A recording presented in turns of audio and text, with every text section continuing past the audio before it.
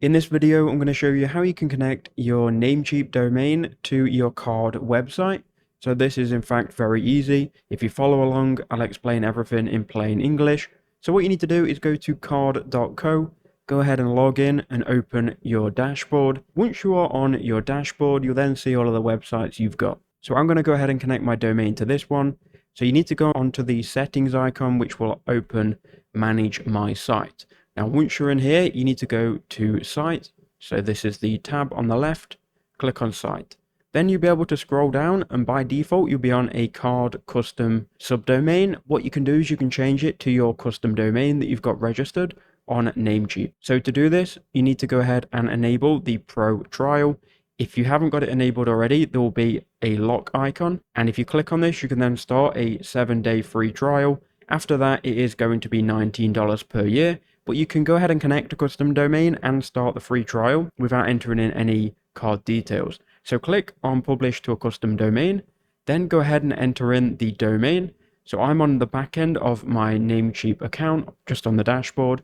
And what I'm going to do is I'm going to copy my domain from here. We'll then paste it in to this field here. It's going to check it to see if it's connected to any other website. And if it isn't, it's going to say available. Now from here we can enter in two DNS records, one A record and one CNAME record. So to do that, we'll go to the back end of our domain. So on the dashboard, find your domain, click on Manage. Then once you're in the back end, make sure that your name servers are on NameCheap Basic DNS name servers. Then we can go to Advanced DNS. And from here, you can go ahead and add these two DNS records. Now, if you've got any records, you are going to want to delete them already. So now let's add both of these records. So the first one, we're going to add an A record. The host is going to be @ and the target is going to be this IP address. So we'll copy the IP address. And just remember here, A record @ this IP address. So we'll go back, we'll add new record. We want to then add A record, host @ for the value, paste in this IP address. Then you can click on the green tick, and there you go, that is all good. Then we're looking at CNAME. We need to do the exact same thing, but this time a CNAME record. The host will be www, and the target will be onlinehowtoguide.click. Obviously, this will say your domain. So go and copy this value at the bottom.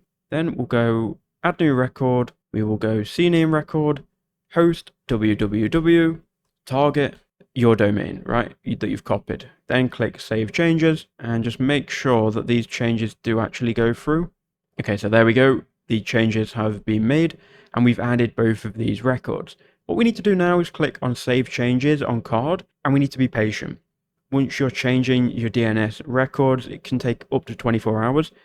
Card.co says here it could take up to an hour. So just wait an hour for it to work. Now it might work straight away. It all depends on kind of like how quickly the DNS server propagates, but you can copy your domain.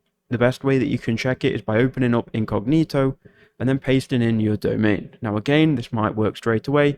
It might not. As you can see, mine hasn't. Now if you want to check if you've done everything correct, open a new tab and go to dnschecker.org. By going here, you can then paste in your domain, click search, and if everything is green, then it means you've done it correct. If it isn't green yet, it means that you've either entered in something wrong or it hasn't propagated across all servers. We'll try again for www. And as you can see here, this is looking a bit red. So what we'll do is, if we've entered in everything correct on NameCheap, we will wait up to an hour and see if it then works. Okay, so for me, it's been about 15 minutes. It never usually takes longer than 15. Now we can open up incognito, and I've done nothing by the way, but just wait. You can then go to the site, and as long as you've entered those two DNS records, as you can see, it's now connected, and that is literally all you have to do.